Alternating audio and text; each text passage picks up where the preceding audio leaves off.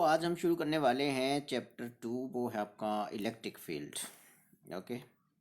सो जो electric field का chapter है इलेक्ट्रोस्टैट का, वो चैप्टर नंबर 2 है, electric field. Okay.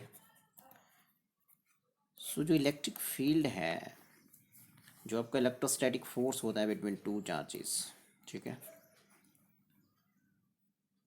This the idea of electric field is very useful to understand this electrostatic force between these two stationary point charges. Okay. So as you know that if there are 2 point charges which are stationary and suppose distance between them is r, then this charge, if you test this charge, then this charge will experience force due to this charge. If it is positive, then it will move in this direction. Okay. If it is negative, then it will attract towards this charge. Okay. So as you know, this charge, this q is producing something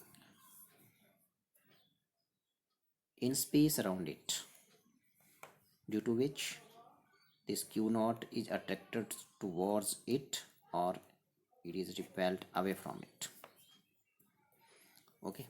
That something is called basically electric field of this charge.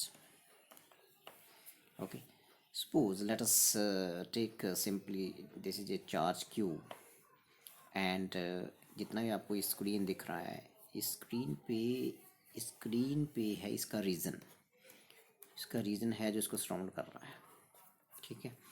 सो यदि इस reason में कोई भी charge आएगा, मान लो Q not, ठीक है, तो यदि वो पॉजिटिव होगा तो वो इससे दूर जाएगा, ये जो है इसको रिपेल करेगा, इधर जाएगा ये ना। और यदि ये नेगेटिव होगा तो इसी लाइन पे इसको ये अट्रैक्ट करेगा और ये इसकी तरफ आएगा। तो बोलने का मतलब ये हो गया कि जो इस चार्ज की सराउंडिंग में जो रीजन है, जो क्षेत्र है, जिस रीजन में इस चार्ज का इलेक्ट्रोस्टैटिक फोर्स या कूलम्स फोर्स किसी दूसरे चार्ज के द्वारा एक्सपीरियंस किया जा सके, तो उस रीजन को बोलते हैं इस चार्ज की इलेक्ट्रिक फील्ड।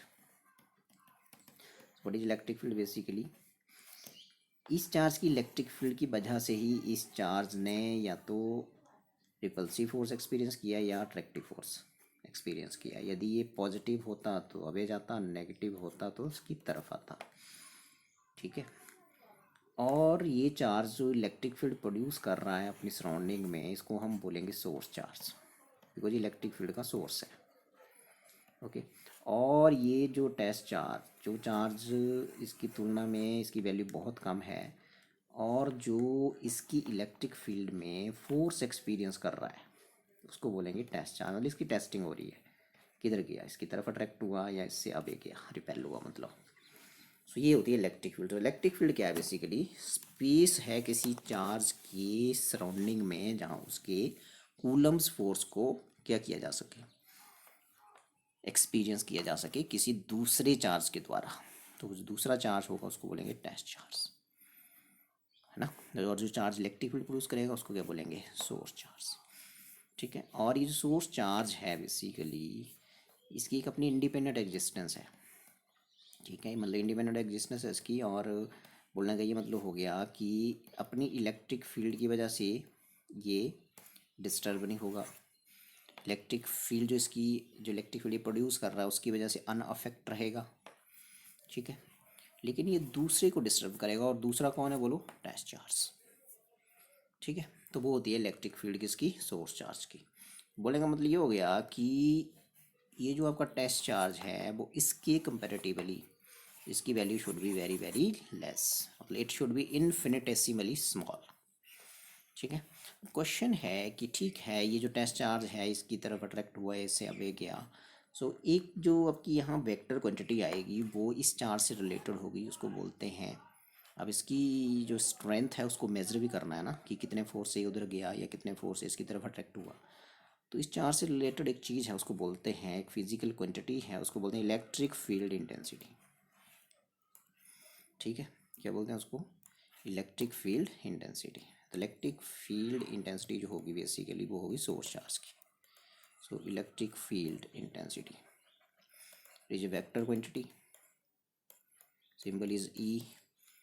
अब जैसे हम बता रहे थे कि जी ये सोर्स चार्ज है, ये जितना भी आपको वाइट स्पेस दिख रहा है मोबाइल की स्क्रीन पे, ये इसके सराउंडिंग में रीजन है जहाँ इसके कूलम्स फोर्स को किसी दूसरे टेस्ट चार्ज के द्वारा एक्सपीरियंस किया जा सकता है। ठीक है, तो ठीक है जी, वहाँ पे एक टेस्ट चार्ज हम लेके आ गए क्यू नॉट। तो क्यू नॉट यदि पॉजिटिव है और ये लाइन इनको ज्वाइन कर रही है, ठीक है, ये लाइन इनको ज्वाइन कर रही है, ठीक है, this line is joining these two charges, centre of these two charges.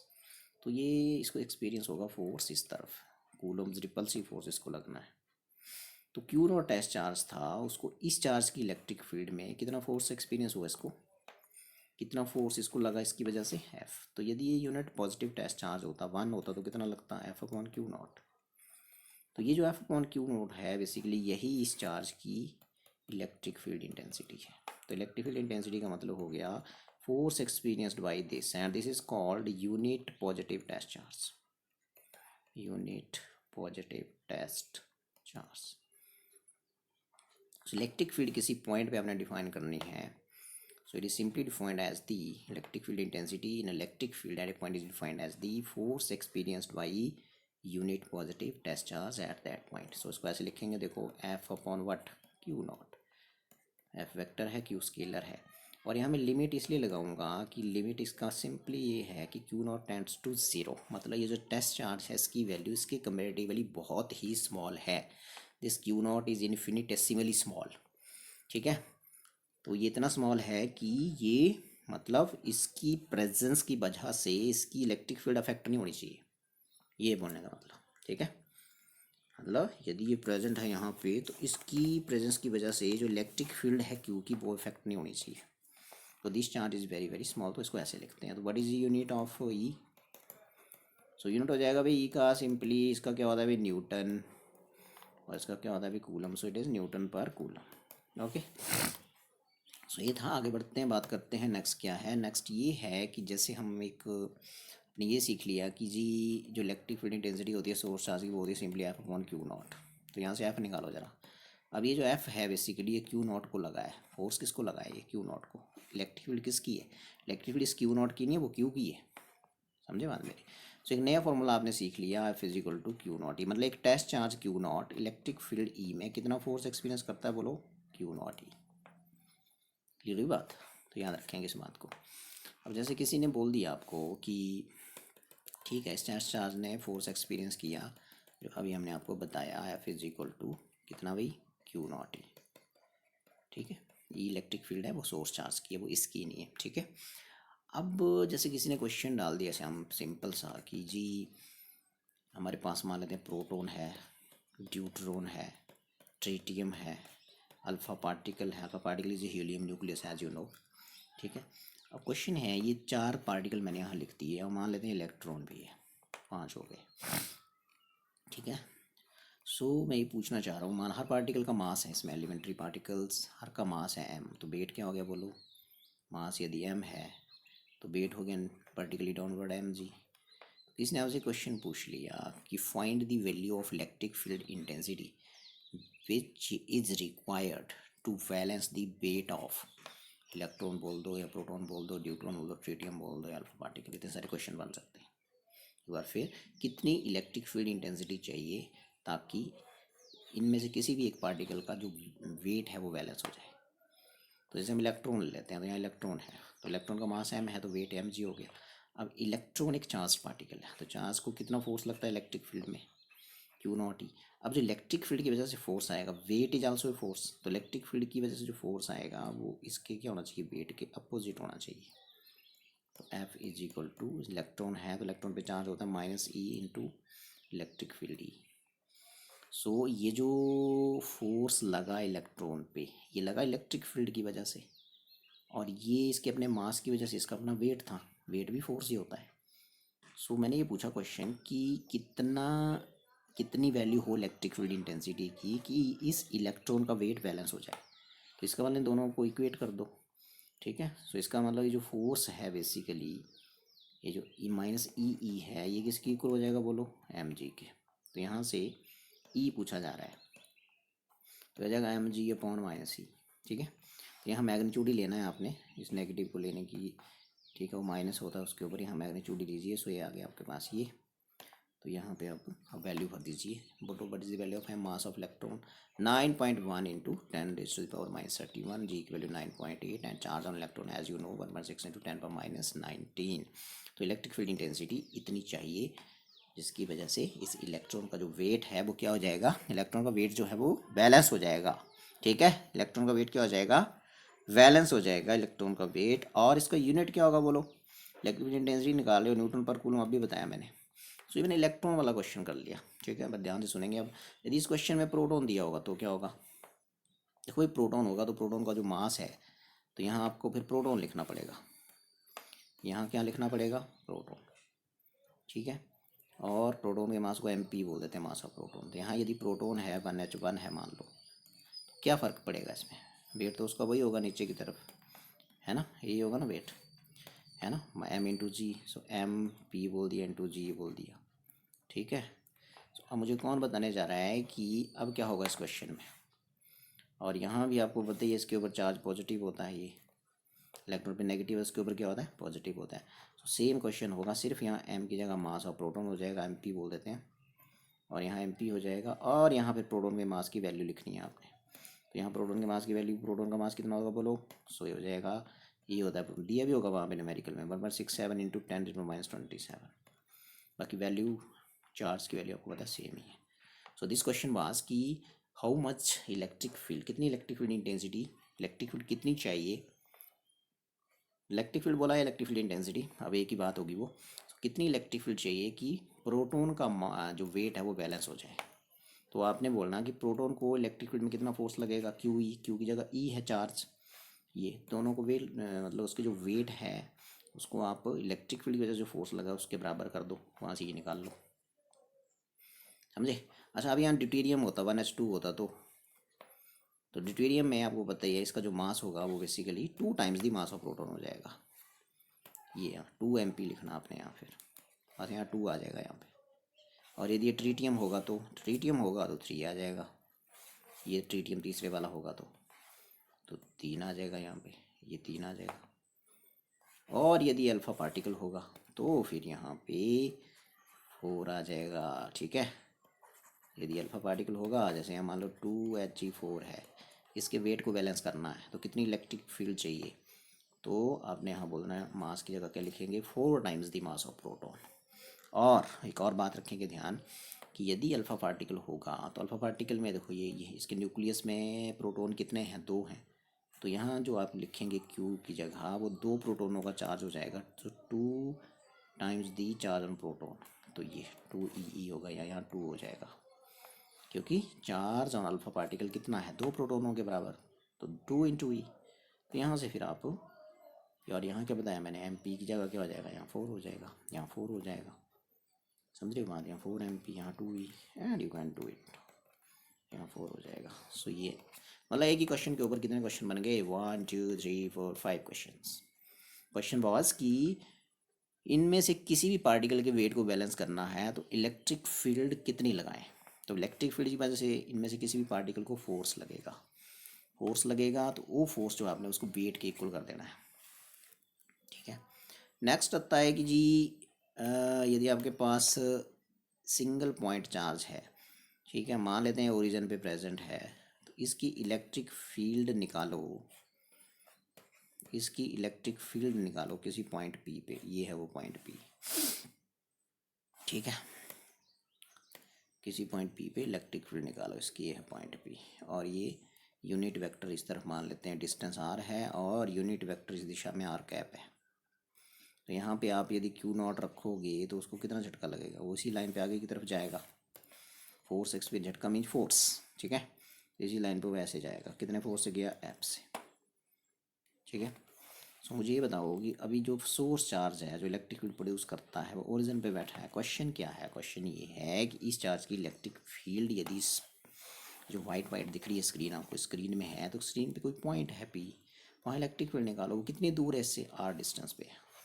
तो पहले आपको पता ही है कि इस चार्ज की वजह से इस चार्ज को कितना फोर्स लगेगा क्यू नॉट को, कूलम्स फोर्स, बोलो formula 1/4πε0 Q upon what R square. ठीक है, हो गया। मैग्नीट्यूड और डायरेक्शन होगी इसकी ओ से पी की तरफ, given by unit vector r cap. So this, इतना फोर्स लगना है इस टेस्ट चार्ज को इसकी वजह से। सो इलेक्ट्रिक फील्ड इंटेंसिटी फिर इस क्यू की कितनी होगी, वो होती है बाय डेफिनेशन कितना फोर्स लगा डिवाइडेड बाय किसको लगा, क्यू नॉट, इसको लगा ना। सो बस यहाँ से यहाँ एफ की वैल्यू और यहाँ आपकी वैल्यू होगी क्यू क्यू नॉट। दो चार्जेस है ना, ये इनके बीच जो फोर्स होता है वो क्या होता है, यहाँ product of magnitude of charges है ना, क्यू क्यू नॉट। ठीक है जी। यदि यहाँ नेगेटिव होगा तो भी आपने यहाँ क्या लेना है, पॉजिटिव लेना है। सो अब इलेक्ट्रिक फील्ड इंटेंसिटी इसकी होगी, ठीक है जी, सोर्स चार्ज की। तो कितना फोर्स लगा टेस्ट चार्ज को, f divided by test charge, simple. ठीक है जी। सो यदि एफ की वैल्यू यहाँ पुट करेंगे, इसी इक्वेशन 1 बोलता है, एफ की वैल्यू यहाँ पुट करेंगे तो क्यू नॉट कैंसिल हो जाएगा, तो क्या बचेगा ई। तो ये नहीं आपने भूलना। So this is electric field intensity due to a single point charge. ये देखो ये होने वाला है, क्यू नॉट कैंसिल हो जाएगा। तो ये होती है अभी electric field intensity due to a single point charge. बिल्कुल ध्यान रखेंगे इस बात का। सो ई कैसे वेरी कर रहा है, आर के ऐसे कर रहा है। और ई और आर में यदि ग्राफ बनाना चाहे कोई, इस तरफ ई ले लो बाई एक्सिस के लॉन्ग, इधर आर ले लो। सो ग्राफ आपको पता ही है ऐसे आता है, ऐसे। ठीक है जी। तो यह ग्राफ आने वाला है। और यदि किसी ने बोला ई और 1 और आर स्क्वायर में ग्राफ बनाओ, इधर को ई ले लो, 1/r स्क्वायर इधर को ले लो, तो फिर it will be straight line, क्योंकि it is directly proportional to 1/r square है ना, inversely proportional to R square है। तो ई और आर में ग्राफ बनाएंगे तो it will be like that. E और 1/r स्क्वायर में बनाएंगे so it will be a straight line. ठीक है। सो अभी हम कर रहे थे कि एक सोर्स चार्ज है, वो इलेक्ट्रिक फील्ड प्रोड्यूस कर रहा है अपने सराउंडिंग में, तो वहाँ सराउंडिंग में कोई पॉइंट पी है, वहाँ इलेक्ट्रिक फील्ड इंटेंसिटी निकालो इसकी। तो हमने निकाल दी है। अब ये ओरिजिन पे था, अब यदि ओरिजिन से अबे है तो क्या होगा, ये है क्वेश्चन। ठीक है। So if it is away from origin then what, ये वाली डायग्राम आ जाएगी आपकी। ठीक है। सो ये आ गई आपकी एक्स एक्सिस, वाई एक्सिस आ गई है ना जी।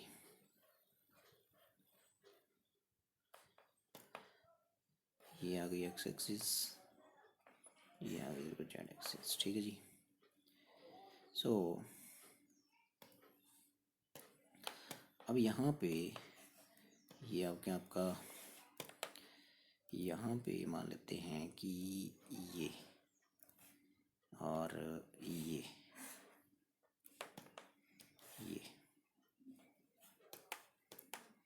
और ये।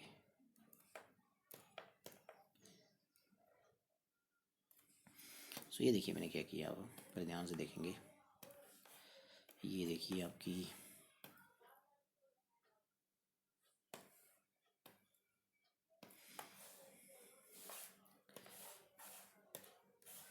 एक्स एक्सिस, अब ये ओरिजिन पे है, सॉरी ओरिजिन पे नहीं है चार्ज, अब ओरिजिन से अबे चला गया। ये ओरिजिन है कोऑर्डिनेट सिस्टम का, जेड एक्सिस, इधर को बाई है। ठीक है जी। अब आपको मान लेते हैं चार्ज यहाँ है क्यू, सो इसका पोजीशन वेक्टर r1 ले लो, है ना। और ये डिस्टेंस r पे कोई दूसरा चार्ज है, टेस्ट चार्ज क्यू नॉट, और इनके बीच का डिस्टेंस r है। और यदि कोई वेक्टर क्यू से क्यू नॉट की तरफ है तो उसको ऐसे ले लो, उसको बोल देंगे आर कैप, यूनिट वेक्टर जो डायरेक्शन देगा क्यू से क्यू नॉट की तरफ। ठीक है जी। सो ये r1 जो है ये पोजीशन वेक्टर है सोर्स चार्ज का, और ये जो r2 है ये पोजीशन वेक्टर है किसका, बोलो, टेस्ट चार्ज का। ठीक है जी। तो टेस्ट चार्ज को, because Coulomb's force central force होता है, तो यहाँ टेस्ट चार्ज बैठा हुआ क्यू नॉट, तो इसकी वजह से due to this q force repulsive लगेगा, तो इधर को जाएगा ये कौन, टेस्ट चार्ज। कितने फोर्स गया, मान लो एफ। ठीक है जी। सो अब मुझे बता दो एफ़ की वैल्यू फटाफट।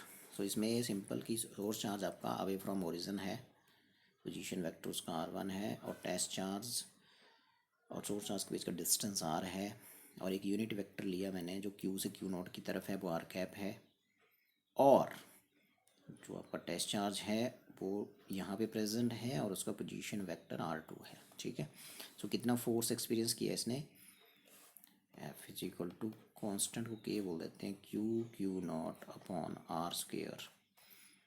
हाँ ये हो गया मैग्नीट्यूड, और डायरेक्शन इसकी कौन दे रहा है, क्योंकि इसको इस तरफ फोर्स लगा, तो इस डायरेक्शन में कौन है, इधर को आर कैप है, तो यहाँ के आर कैप, समझे आप।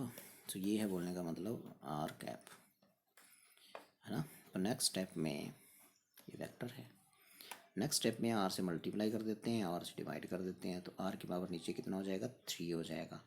अब आप देखो यहाँ पे बड़े ध्यान से यदि हम देखें, सो ये आपका जो है यहाँ पे मान लेते हैं पॉइंट ओ है, ये पॉइंट हाँ ए है, और ये पॉइंट बी है। सो मुझे ये बताओ कि what is this, Coulomb's law में किया हमने ये वेक्टर पोजीशन वेक्टर्स की फॉर्म में जब कूलम्स लॉ को लिखा था। सो ये है मैग्नीट्यूड किसी वेक्टर का, और ये डायरेक्शन है, और ये length of line simply magnitude होता है, तो इस लाइन का लेंथ कितना है, r. So r basically magnitude है, और उसकी डायरेक्शन कौन दे रहा है, आर कैप। तो ये बन गया एक वेक्टर, और वो है बी ए वेक्टर, तो बन गया f is equal to Q not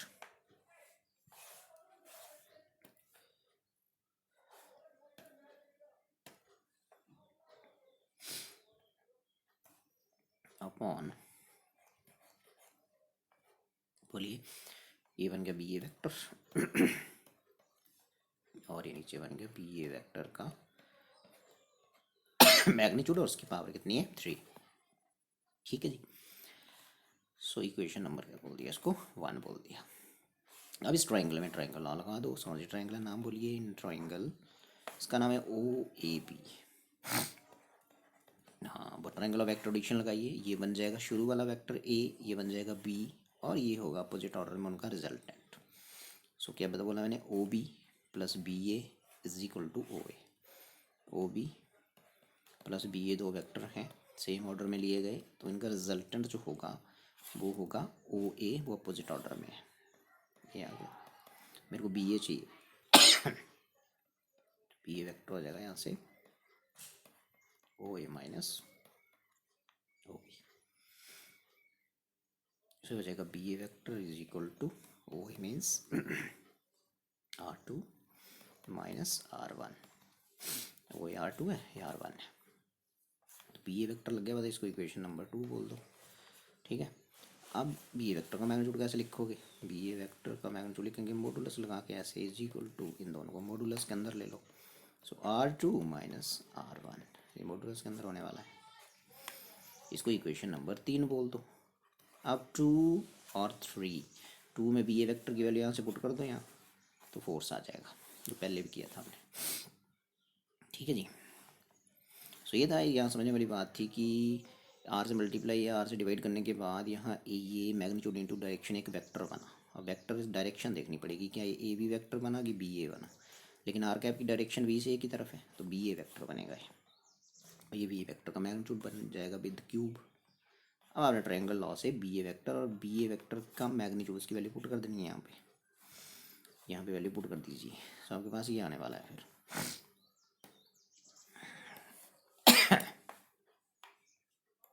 ठीक है।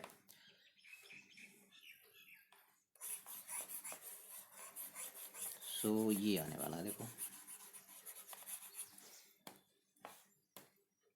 सो F is equal using 2 and 3 in 1, using 2 and 3 in 1, so what you will get this, f is equal to k q naught upon b a vector की value करिए यहाँ r2 vector minus r1 vector divided by magnitude r2 minus r1, और उसकी power कितनी है 3। तो इतना force experience किया इस टेस्ट चार्ज ने ड्यू टू दिस।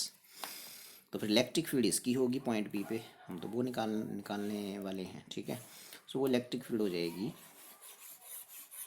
अब इलेक्ट्रिक फील्ड क्या हो जाएगी, बोलो, इलेक्ट्रिक फील्ड होगी क्यू की, कौन से पॉइंट पे, इस क्यू की क्यू नॉट पे। सो ये होने वाली है देखो, तो electric field intensity of q at point p, ऐसे लिखेंगे यहाँ पे, ई इज इक्वल टू कितना फोर्स एक्सपीरियंस किया उसने, बट वो कौन था वो क्यू नॉट।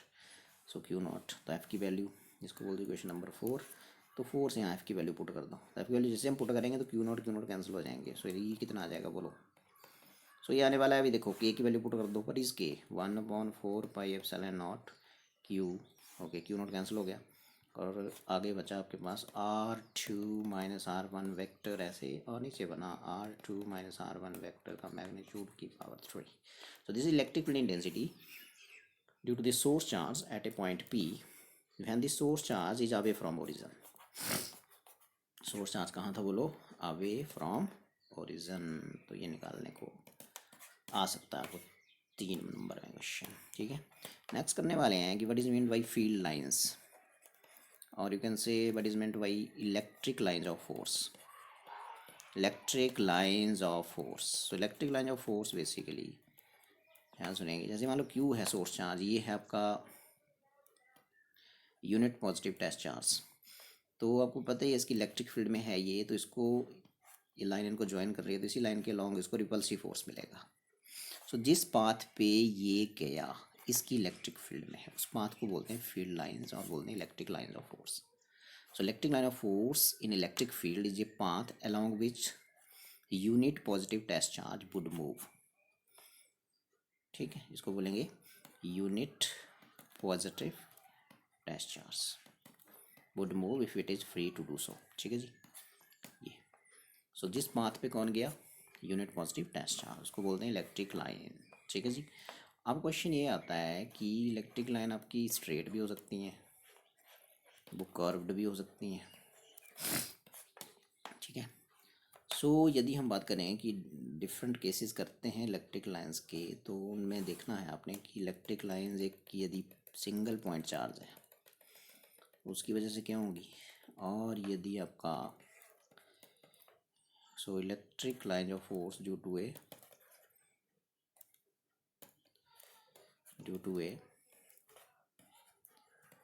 हाँ point charge, single point charge. So भी देखने वाली बात है, सिंपल अभी बता रहा था। मान लेते हैं चार्ज है, कोई सोर्स चार्ज है, यदि मैं यहाँ यूनिट पॉजिटिव टेस्ट चार्ज रखूँगा तो किस तरफ जाएगा, ये भी अभी जाएगा इससे। ओके, यदि यहाँ रख दूंगा तो कहाँ जाएगा, इधर जाएगा। यहाँ रख दूंगा तो कहाँ जाएगा, इधर जाएगा। यहाँ रख दूंगा तो कहाँ जाएगा, इधर जाएगा, क्योंकि पॉजिटिव पॉजिटिव में रिपल्शन होता है इसलिए। सो बेसिकली जो आपकी इलेक्ट्रिक लाइंस हैं ड्यू टू पॉइंट चार्ज यदि पॉजिटिव है तो वो ऐसे लग रहा है कि उससे अबे होती हैं वो, देखो ऐसे ऐसे ऐसे, इधर होगा तो ऐसे होगी, इधर होगा तो ऐसे होगी, इधर होगा तो ऐसे होगी, इधर होगा तो ऐसे होगी। क्या सीख रहे हो आप यहाँ से कि यदि एक सिंगल पॉइंट चार्ज पॉजिटिव है तो उसकी वजह से जो इलेक्ट्रिक लाइंस होती हैं वो बाहर की तरफ निकलती हैं, मतलब दे आर डायरेक्टेड रेडियली बाहर की ओर, रेडियली आउटवार्ड। ये रखेंगे आप, रेडियली आउटवार्ड बाहर की तरफ निकली हुई हैं। ठीक है, और यदि ये स्फीयर बन जाए तो फिर वो ये सारी रेडियस बन जाएगी स्फीयर की, तरफ से ये वर्ड रेडियल आ रहा है यहाँ पे। तो इलेक्ट्रिक लाइन ऑफ फोर्स जो टू पॉइंट चार्ज यदि वो पॉजिटिव है उसकी वजह से कैसी होती हैं, they are directed radially outward, मतलब ऐसा बोल दो कि पॉजिटिव चार्ज से इलेक्ट्रिक लाइन स्टार्ट होती हैं।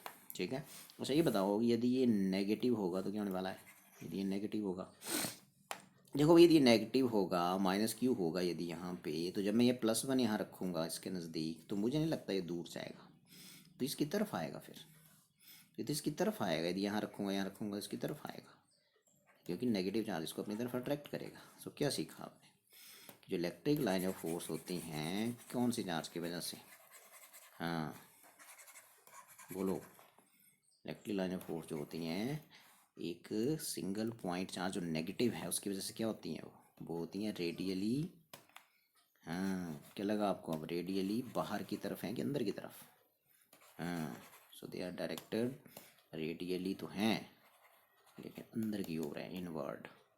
ये देखो अंदर की तरफ आ रही हैं, और एरो पे हमेशा आप याद रखें एरो पे पॉजिटिव टाइप चीज़ बैठी हुई है और वो है यूनिट पॉजिटिव टेस्ट चार्ज। ठीक है, पॉजिटिव टेस्ट चार्ज नेगेटिव की तरफ ही मूव करेगा। तो आपने सीखा कि नेगेटिव चार्ज की वजह से जो इलेक्ट्रिक लाइंस होती हैं वो उसकी तरफ चलती हैं। ठीक है, यू कैन से पॉजिटिव चार्ज से वो अभी चलती हैं और नेगेटिव की तरफ जाती हैं, है ना। तो you can simply say that positive charge से वो शुरू होती हैं और नेगेटिव चार्ज पे आके वो ख़त्म होती हैं, टर्मिनेट होती हैं।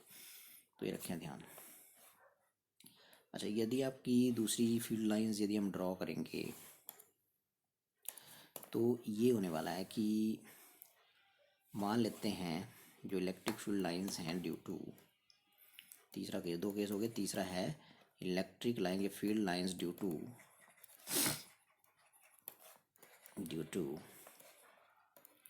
Unlike charges. अनलाइक का मतलब एक पॉजिटिव है और एक नेगेटिव है, दोनों का मैग्नीट्यूड इक्वल है। तो वो कैसी होने वाली हैं? सो ये देखिए ऐसी होने वाली हैं वो, ठीक है जी, ये होने वाली हैं ऐसी, ये ठीक है, ये ऐसी शेप होगी उनकी। आप इसको समझेंगे ध्यान से। देखिए एक पॉजिटिव है, दूसरा नेगेटिव है ना। अनलाइक चार्ज, अनलाइक का मतलब क्या होता है? अनलाइक का मतलब डिसिमिलर है, वो डिसिमिलर का मतलब एक पॉजिटिव है दूसरा नेगेटिव है। तो भी देखो, ये देखो इलेक्ट्रिक लाइंस पॉजिटिव, एरो पे +1 बैठा होगा, मैंने बताया +1 पॉजिटिव से आगे जाएगा और नेगेटिव की तरफ जाएगा, ये देखो वैसे नीचे की तरफ। तो ऐसी शेप होती है उनकी, ठीक है। और यदि हम बड़े ध्यान से देखें, जैसे हम नीचे की तरफ आएंगे तो हमें ये लग रहा है यहाँ पे कि जो इस लाइन की लेंथ है, देखो ये ज़्यादा है, आगे फिर कम हो गई और कम हो गई और फिर मिनिमम हो गई। ए बी पाथ जो है, ए बी लाइन जो है वो क्या है, ए बी पाथ जो है वो मिनिमम डिस्टेंस ऐसे बोल देते हैं। तो आपने ये सीखा यहाँ से कि ये जो लाइंस हैं, as we move from point A to d, these field lines ऐसा लग रहा है seems to contract lengthwise, इकट्ठी हो रही हैं। इसका मतलब नीचे की तरफ भी वैसे ही है, देखो ये जैसे आप यहाँ से इस तरफ जाएंगे तो they seem to contract lengthwise, ठीक है, to represent attraction between these two charges. कोई पूछे क्यों हो रही है अभी contract lengthwise? They contract lengthwise, ये निकला यहाँ से पॉइंट, जो टेक्निकल पॉइंट निकला यहाँ से वो निकला they contract lengthwise. Point ये था वो कि to represent attraction between two, to represent attraction between two unlike charges, ये होने वाला है, ठीक है। बोलने मतलब ये हो गया कि फील्ड लाइंस अनलाइक चार्जेस की वजह से ऐसी शेप होती है। And you can say they contract lengthwise as we move from point A to D, जो पाथ लेंथ्स हैं वो डिक्रीज हो जाती हैं and this path length becomes least for A B path के लिए, है ना। इसका मतलब ये हो गया कि दे सीम टू, ऐसा लग रहा है कि वो लेंथ वाइज कॉन्ट्रैक्ट हो रही है। कॉन्ट्रैक्ट हो रही है तो पॉजिटिव नेगेटिव में होती क्या है? अट्रैक्शन होती है। So they contract lengthwise to represent attraction between two unlike charges. अच्छा, यदि यहाँ पे देखो ये होने वाला है, आप यदि यहाँ पे यहाँ लाइक की जगह, यहाँ अनलाइक की जगह लाइक चार्जेस होंगे तो क्या होने वाला है? ठीक है, तो ये होने वाला है। So fourth case, field lines due to electric field lines due to like charges. भी लाइक चार्जेस की वजह से कैसी होती हैं ये देखने वाले हैं आप, ठीक है जी। लाइक चार्जेस की वजह से ये शेप मिलने वाली है आपको, ये शेप मिलने वाली है अभी, ये सो ये होने वाली है, देखिए ध्यान से। ये अब इसमें बड़े ध्यान से देखेंगे, लाइक है, एक पॉजिटिव है तो दूसरा भी पॉजिटिव है, दोनों पॉजिटिव दिख रहे हैं ना आपको। सो इसमें बड़े ध्यान से देखें तो ऐसे लग रहा है कि वो एक दूसरे को रिपेल करने की कोशिश कर रही हैं। ये देखो, they tend to repel each other and for distant points like A and B, ये they almost become parallel.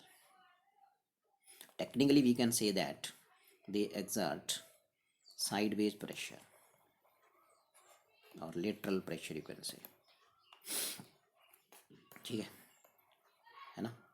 मतलब ऐसे लग रहा है कि एक दूसरे से दूर जाने की कोशिश कर रही हैं, है ना, to represent repulsion between like charges, to represent repulsion between like charges, ठीक है जी। सो ये सीखा आपने यहाँ से कि दो लाइक चार्जेस हैं तो उनकी वजह से जो शेप होती है फील्ड लाइंस की वो कैसी दिखती हैं, वो यहाँ बनाया गया है। सो ऐसे लगता है कि वो they tend to oppose each other, they tend to repel each other, ऐसे लगता है यहाँ से कि वो एक दूसरे को रिपेल करने की कोशिश कर रही हैं। एंड फॉर डिस्टेंट, जो दूर वाले पॉइंट हैं, and for distant points like A and B, they almost become parallel. ठीक है, it simply means they exert sideways pressure, ठीक है, to represent repulsion between two like charges. Okay, and there is a point midway between these two charges where resultant electric field intensity will be zero, and this point is called neutral point.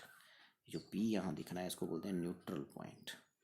So neutral point पे मैंने बताया कि जो resultant electric field intensity है क्या होगी, zero होगी। ठीक है, अब हम इनकी प्रॉपर्टीज़ फटाफट देख लेते हैं। फील्ड लाइंस की प्रॉपर्टीज़ ऑफ फील्ड लाइंस। तो भाई मैंने अभी बताया आपको कि दे आर जस्ट इमेजिनरी। ठीक है, इमेजिनरी होती हैं, they don't exist in reality. So imaginary हैं तो फील्ड लाइन जो है बेसिकली दे इमेजिनरी हैं आपकी field lines, they simply use to represent electric field graphically. This is simply a geometrical construction to represent electric field graphically. They do not exist in reality. They just imagination है हमारी. They are just imaginary. Okay, they do not exist in reality. They are simply represent geometrical. They are simply, you can say field lines are simply geometrical constructions to represent electric field graphically. Okay. So दूसरी भी है कि they are not continuous. Continuous नहीं होती हैं। मैंने अभी बताया था कि वो पॉजिटिव चार्ज से they start from positive charge and end at negative charge.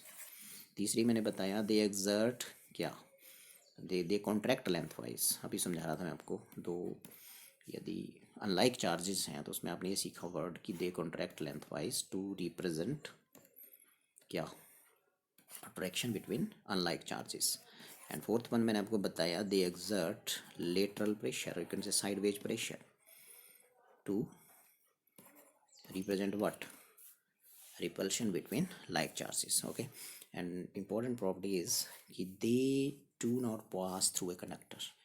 It means inside the conductor electric lines do not exist, or you can say inside the conductor जो इलेक्ट्रिक फील्ड इंटेंसिटी होती है वो zero होती है, और charge भी inside the conductor क्या होता है, ज़ीरो होता है। चार्ज सिर्फ कंडक्टर के सरफेस पे होता है। सो ये थी मेन मेन प्रॉपर्टीज़। और एक बड़ी इंपॉर्टेंट प्रॉपर्टी जो मैं आपको अभी बताने वाला हूँ वो है कि किसी भी, जैसे मान लो इसका पाथ कर्व्ड है मान लो, तो किसी point P, this is electric line left से राइट की तरफ जा रही है ऐसे ना, तो किसी पॉइंट पी पे यदि हमने इलेक्ट्रिक फील्ड इंटेंसिटी की डायरेक्शन देनी है तो आपने टेंजेंट ड्रॉ कर देना है वहाँ पे।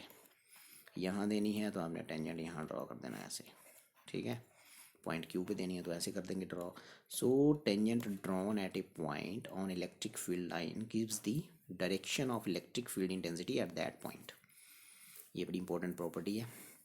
और दो इलेक्ट्रिक लाइंस कभी इंटरसेक्ट नहीं करेंगी भी।